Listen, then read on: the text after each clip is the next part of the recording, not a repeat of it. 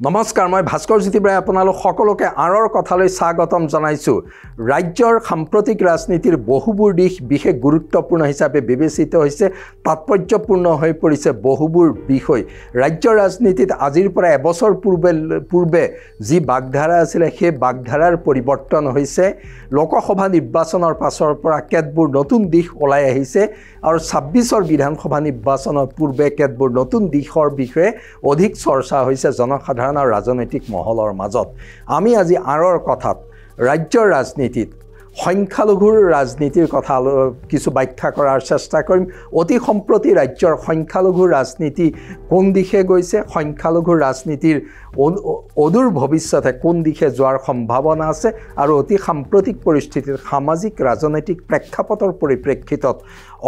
অসমৰ বৃহত্তৰ সংখ্যালঘু সমাজে ৰাজনৈতিকভাৱে কি স্থিতি গ্ৰহণ কৰাৰ সম্ভাৱনা আছে মূলতঃ এইকেইটা দিশে সংখ্যালঘু ৰাজনীতিৰ বাবে আজিৰ দিনত গুৰুত্বপূৰ্ণ হৈ পৰিছে লোকসভা নিৰ্বাচনে এটা কথা স্পষ্টকৈ প্ৰমাণ কৰিলে অসমত AIUDF এক প্ৰকাৰ ধুলিচ্ছাদ হৈ গ'ল AIUDF 2006 চনৰ পৰা AIUDF অসমৰ ধৰ্মীয় সংখ্যালঘুৰ মাজত যি শক্তিশালী গণভিত্তি আছিল সেই AIUDFক ধৰ্মীয় সংখ্যালঘুৱে সম্পূৰ্ণৰূপে প্ৰত্যাখ্যান কৰিলে AIUDFৰ দুৰ্বল অৱস্থানত স্বাভাৱিকতে কংগ্ৰেছে ধৰ্মীয় সংখ্যালঘুৰ সমৰ্থন লাভ কৰিছে অৰ্থাৎ আজিৰ দিনত অসমৰ সিংহভাগ ধৰ্মীয় সংখ্যালঘু ৰাইজ কংগ্ৰেছৰ লগত থাকিব বুলি কংগ্ৰেছেও ধাৰণা কৰিছে ৰাজনৈতিক মহলেও ধাৰণা কৰিছে কিন্তু এতিয়া চাব লাগিব যে কংগ্ৰেছৰ লগত কিয় তেওঁলোক থাকিব আৰু কংগ্ৰেছৰ ৰাজনৈতিক ইতিহাস আৰু অসমত AIUDFৰ ৰাজনৈতিক ইতিহাস তাৰ পূৰ্বৰ ৰাজনীতিৰ কিছু কথা এই মুহূৰ্ততে উল্লেখ কৰাৰ প্ৰয়োজন হ'ব কাৰণ এটা কথা যিমানেই ধাৰণা দিবলৈ চেষ্টা কৰা নহওক কিয় মেৰু বিভাজনৰ ৰাজনীতি কৰি যিমানেই এটা ধাৰণা দিয়াৰ চেষ্টা কৰি থকা হৈছে যে অসমৰ সংখ্যালঘু ৰাজনীতি সদায় সাম্প্ৰদায়িক আছিল ই ঐতিহাসিকভাৱে ভুল ই তথ্যগতভাৱে ভুল কাৰণ অসমৰ সংখ্যালঘু ৰাজনীতি সাম্প্ৰদায়িকীকৰণ হোৱা নাছিল সেই সাম্প্ৰদায়িকীকৰণ এতিয়াও সম্পূৰ্ণ হোৱা নাছিল অৱশ্যে দেশৰ শেহতীয়া যোৱা এটা দশকত ধৰি হোৱা ৰাজনৈতিক পৰিৱৰ্তন অসমৰ ক্ষেত্ৰত যোৱা দুটা দশকত হোৱা ৰাজনৈতিক সামাজিক পৰিৱৰ্তনৰ পৰিপ্ৰেক্ষিতত ধৰ্মীয় সংখ্যালঘুৰ মাজত মেৰু বিভাজনৰ ৰাজনীতি হৈছিল তাক যথেষ্ট শক্তিশালী ৰূপতো যোৱা এটা দশকত বাঢ়ি অহা দেখিবলৈ পোৱা গৈছিল কিন্তু তাৰ অৰ্থ এইটো নহয় যে বৃহত্তৰ ধৰ্মীয় সংখ্যালঘু সমাজ মেৰু বিভাজনৰ ৰাজনীতিত বিশ্বাসী মুঠেও নহয় অসমৰ ৰাজনীতিৰ ইতিহাসলৈ চালেই দেখিবলৈ পোৱা যায় যে অসমৰ ৰাজনীতিত ধৰ্মীয় সংখ্যালঘু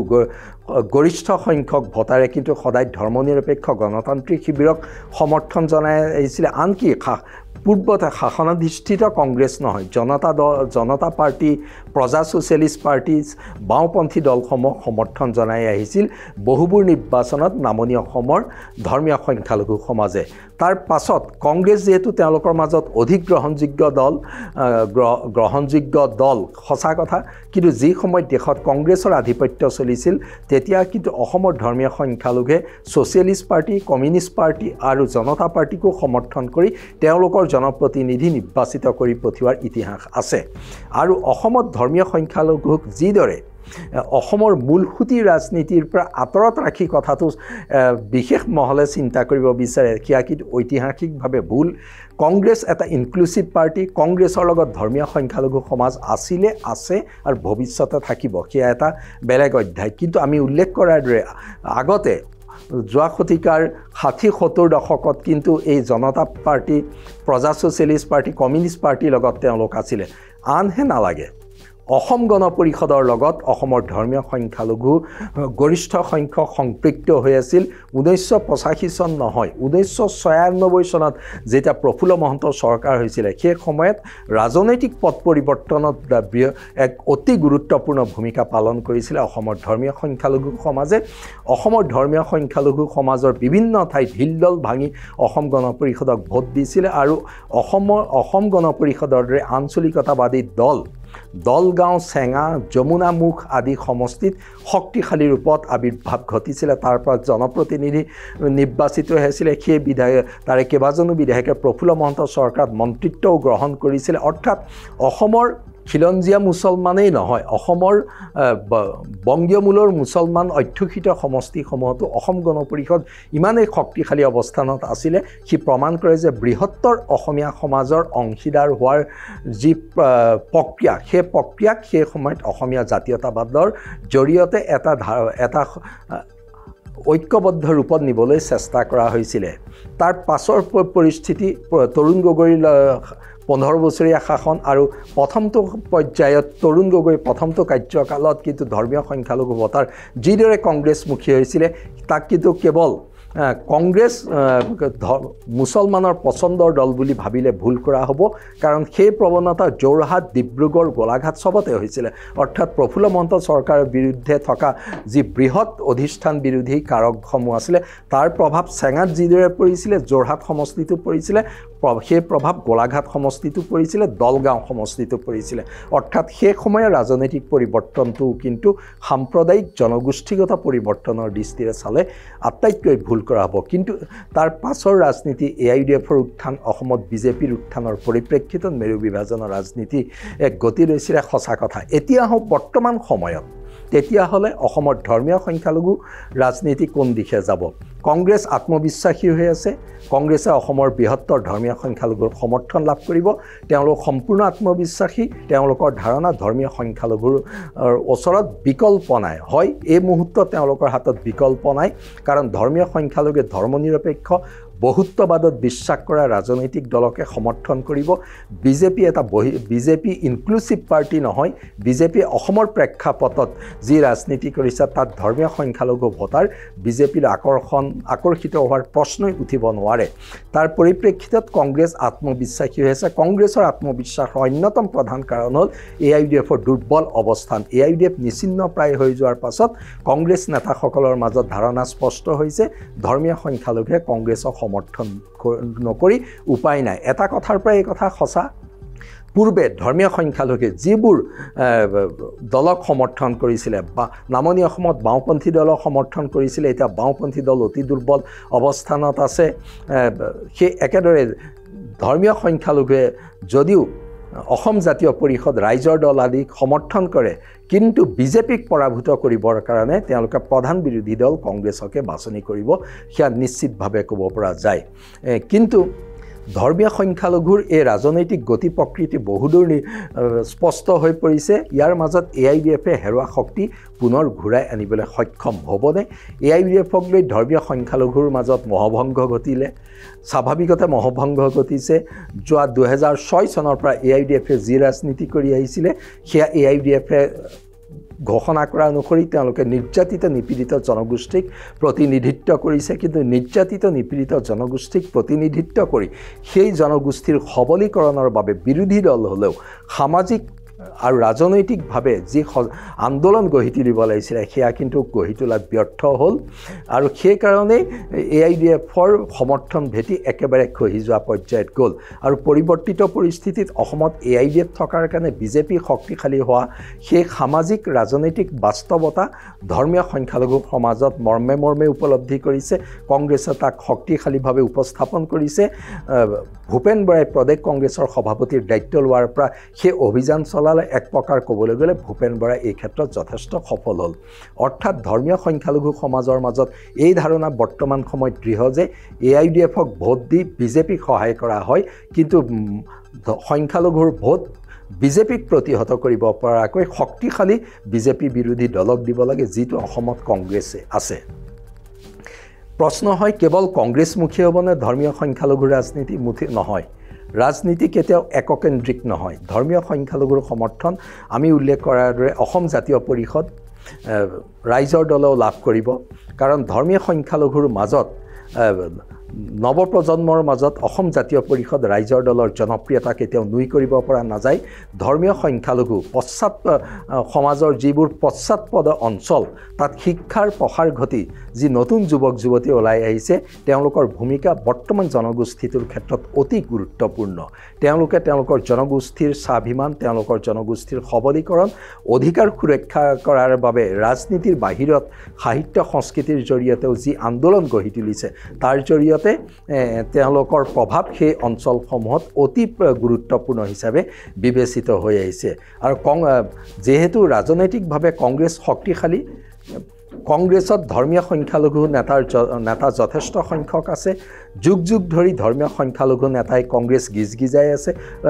কংগ্ৰেছ চৰকাৰৰ দিনত ধৰ্মীয় সংখ্যালঘুৱে গুৰুত্বপূৰ্ণ দপ্তৰৰ জ্যেষ্ঠ কেবিনেট মন্ত্ৰীৰ পৰা আৰম্ভ কৰি সকলো পদ শুৱনি কৰিছে কিন্তু তৎসত্ত্বেও সেই জনগোষ্ঠীৰ অনুন্নয়ন অৱস্থাৰ উন্নয়ন ঘটাব নোৱাৰিলে কংগ্ৰেছে উন্নয়ন ঘটাব নোৱাৰিলে তাৰ লগে লগে তেওঁলোকৰ জনগোষ্ঠীগত প্ৰশ্নসমূহৰ মীমাংসা কৰিব নোৱাৰিলে তেওঁলোকৰ নিৰাপত্তা নিশ্চিত কৰিব নোৱাৰিলে এইলৈ ধৰ্মীয় সংখ্যালঘুৰ মাজত কংগ্ৰেছৰ প্ৰতি বিৰাগ ভাজন আছে আৰু থাকিব নতুন চামে ইয়াক বাৰে বাৰে উত্থাপন কৰিছে সঁচা কথা কিন্তু যেহেতু ৰাজনীতিত কিছু বাধ্যবাধকতা আছে বিজেপিক প্ৰতিহত কৰাৰ বাবে সেই ধৰ্মীয় সংখ্যালঘুৰ নৱপ্ৰজন্ময়ো কিন্তু কংগ্ৰেছক সমৰ্থন কৰাৰ পোষকতা কৰাৰ সম্ভাৱনা আছে ৰাজনৈতিক দৃষ্টিকোণেৰে কাৰণ তেওঁলোকে বৰ্তমান সময়ৰ শাসন ব্যৱস্থাৰ বিৰোধিতা কৰি আহিছে সেই সকলো দিশৰ পৰা চাই কংগ্ৰেছ আত্মবিশ্বাসী ধৰ্মীয় সংখ্যালঘুৰ সমৰ্থন তেওঁলোকে লাভ কৰিব তাৰ বিপৰীতে সমষ্টি পুনৰ নিৰ্ধাৰণৰ ফলত ধৰ্মীয় সংখ্যালঘুৱে নিৰ্ণায়ক ভূমিকা পালন কৰাৰ সমষ্টিৰ সংখ্যা পূৰ্বতকৈ যথেষ্ট হ্ৰাস পালে এতিয়া বাস্তৱতে 26টামান বিধানসভা সমষ্টিতহে ধৰ্মীয় সংখ্যালঘুৱে এককভাৱে তেওঁলোকে ফলাফল নিৰ্ধাৰণ কৰিব পাৰে সঁচা কথা ধৰ্মীয় সংখ্যালঘুৰ পূৰ্বতকৈ দখলত থকা সমষ্টিৰ সংখ্যা হ্ৰাস পালে সেই দিশৰ পৰা বিজেপি অসম গণ পৰিষদৰ দৰে দল এই বিষয়ত বৰ চিন্তিত নহয় যি বিজেপি নেতৃত্বই প্ৰায়ে কৈ থাকে কিন্তু বাস্তৱ ছবিখন সেইখন হয়নে সমষ্টি পুনৰ নিৰ্ধাৰণৰ ফলত এনে কিছু সমষ্টি নতুনকৈ গঢ়া হ'ল সমষ্টি হৰণ ভগন কৰি য'ত ধৰ্মীয় সংখ্যালঘুৱে নিৰ্ণায়ক ভূমিকা পালন কৰিব পাৰে উদাহৰণস্বৰূপে যদি চোৱা যায় মঙলদৈ বিধানসভা সমষ্টি অনুসূচিত জাতিৰ সংৰক্ষণ আছিল এতিয়া মুক্ত সমষ্টি হ'ল তাত কিন্তু মঙলদৈ সমষ্টিৰ ধৰ্মীয় সংখ্যালঘু ভোটাৰ দলগাঁও সমষ্টিলৈ নিয়া হ'ল তাৰ পাছতো মঙলদৈ সমষ্টিত প্ৰায় ৭৫,০০০ মান ধৰ্মীয় সংখ্যালঘু ভোটাৰ আছে আৰু এইবাৰ যেহেতু ৰাজনৈতিক গতি প্ৰকৃতিত এটা কথা স্পষ্ট হৈছে যে ধৰ্মীয় সংখ্যালঘু ভোটাৰৰ মাজত বিভাজন নঘটে ধৰ্মীয় সংখ্যালঘু ভোটাৰ যদি গৰিষ্ঠ সংখ্যক একগোট হৈ থাকে আৰু আন জনগোষ্ঠী বিশেষকৈ হিন্দু ধৰ্মাৱলম্বী ভোটৰ বিভাজন নিশ্চিত কাৰণ হিন্দু ধৰ্মাৱলম্বীৰ গৰিষ্ঠ সংখ্যক ভোট বিজেপিয়ে লাভ কৰিব পাৰিব বুলি কোনো নিশ্চয়তা নাই সেইকাৰণে এই মঙলদৈ সৃজনগাম বা নগাঁও এনেকুৱা কিছু সমষ্টি আছে বহুবোৰ এনেকুৱা সমষ্টি আছে য'ত ধৰ্মীয় সংখ্যালঘুৱে প্ৰভাৱ বিস্তাৰ কৰিব পৰা সমষ্টি আছে সেই দিশৰ পৰা কংগ্ৰেছে সূক্ষ্মভাৱে ধৰ্মীয় সংখ্যালঘুৰ প্ৰসংগটো চাইছে অৰ্থাৎ কেৱল ধৰ্মীয় সংখ্যালঘুৰ ৯০-৯৫% ভোট থকা নহয় যিবোৰ সমষ্টিত ধৰ্মীয় সংখ্যালঘু ৩০%লৈকে ভোট আছে সেই সমষ্টিসমূহত কংগ্ৰেছে সূক্ষ্মভাৱে ৰাজনীতি আগবঢ়াই নিয়াৰ সম্ভাৱনা আছে কাৰণ হিন্দু ভোটৰ বিভাজন আৰু ধৰ্মীয় সংখ্যালঘুৰ গৰিষ্ঠ সংখ্যক ভোট লাভেৰে সমষ্টিসমূহ দখল কৰাৰ লক্ষ্য নিৰ্ধাৰণ কৰিব নিশ্চিতকৈ কংগ্ৰেছে কিন্তু অতি সম্প্ৰতি ৰাজ্যৰ ৰাজনীতিত ধৰ্মীয় সংখ্যালঘুৰ ৰাজনীতিত তেওঁলোকৰ সামাজিক প্ৰশ্নসমূহ সমানে গুৰুত্বপূৰ্ণ হৈ আছে সামাজিক প্ৰশ্ন জনগোষ্ঠীগত প্ৰশ্নসমূহক আজিৰ পৰা এটা দশক আগৰ পৰা যিদৰে সজোৰে তেওঁলোকে উপস্থাপন কৰিছে এতিয়াও উপস্থাপন কৰিছে কিন্তু এইবাৰ ভোট বিভাজনৰ ৰাজনীতি কৰাৰ সম্ভাৱনা ক্ষীণ কাৰণ তেওঁলোকে শক্তিশালী বিজেপি বিৰোধী দলক সমৰ্থন দিয়াৰ সম্ভাৱনা আছে সেইকাৰণে আজিৰ দিনত ধৰ্মীয় সংখ্যালঘুৰ ৰাজনীতি সম্পূৰ্ণ কংগ্ৰেছমুখী হৈ গৈছে AIDF অতি দুৰ্বল অৱস্থানত আছে AIDFে তেওঁলোকৰ হেৰুৱা শক্তি ঘূৰাই আনিবলৈ হ'লে আধুনিক চিন্তা চৰ্চা সমাজত সামাজিক পৰিৱৰ্তন এই বিষয়বোৰত গুৰুত্ব দিব লাগিব সঁচা কথা AIDF গঠন হোৱাৰ পৰা আজিলৈকে AIDFৰ যিসকল নেতা আছে তেওঁলোক আধুনিক শিক্ষা দীক্ষাৰে শিক্ষিত আৰু যথেষ্ট নতুন যুগৰ লগত খাপ খাব পৰা চিন্তাৰে তেওঁলোক সমৃদ্ধ কিন্তু সেই নেতাসকলেও দলটোক ধৰ্মীয় সংখ্যালঘুৰ এক সংস্কাৰকামী দল হিচাপে গঢ়ি তোলাত যেন ক'ৰবাত ব্যৰ্থ হ'ল যি কাৰণত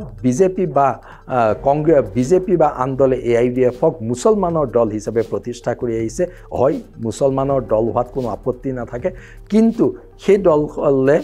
মুছলমান সমাজৰ সংস্কাৰৰ দিশে আগবাঢ়ি যাব নোৱাৰিলে যি কাৰণত এই লোকসভা নিৰ্বাচনত তেওঁলোক সম্পূৰ্ণৰূপে প্ৰত্যাখ্যান হ'ল আৰু বিধানসভা নিৰ্বাচনলৈ মাজত 1.5 বছৰ থকাৰ সময়ত AIUDF যে নতুন শক্তি আহৰণ কৰিব পাৰিব তাত বহুদূৰ সন্দেহ আছে সেইকাৰণে আজিৰ সময়ত অসমৰ সংখ্যালঘু ৰাজনীতিৰ প্ৰধান দিশ এইকেইটা দিশেৰে সংখ্যালঘু ৰাজনীতি গৈছে বিজেপি মিত্ৰজোঁটৰ লগত সংখ্যালঘু ৰাজনীতিৰ বিশেষ যেন সম্পৰ্ক নাই আৰু বিশেষ সম্পৰ্ক হোৱাৰ প্ৰশ্ন যেন উঠিব নোৱাৰে তেনেকুৱা এক পৰিস্থিতিয়ে বিৰাজ কৰিছে আৰু বিজেপিয়েও সেইকাৰণে সংখ্যালঘু ৰাজনীতিক প্ৰতি বেছি বিৰাগ ভাজন আৰম্ভ কৰিছে যাতে তাৰ জৰিয়তে হিন্দু ভোটাৰ একগোট কৰিব পাৰে মুঠৰ ওপৰত ৰাজ্যৰ সংখ্যালঘু ৰাজনীতিৰ এক সন্ধিক্ষণৰ সময় এক নতুন সম্পৰীক্ষাৰ সময় সেই ক্ষেত্ৰত সংখ্যালঘু সমাজৰ ৰাজনীতি কৰা লোকসকলে কোন দিশেৰে সংখ্যালঘু ৰাজনীতিক আগবঢ়াই নিয়ে সেয়া হ'ব লক্ষণীয় ধন্যবাদ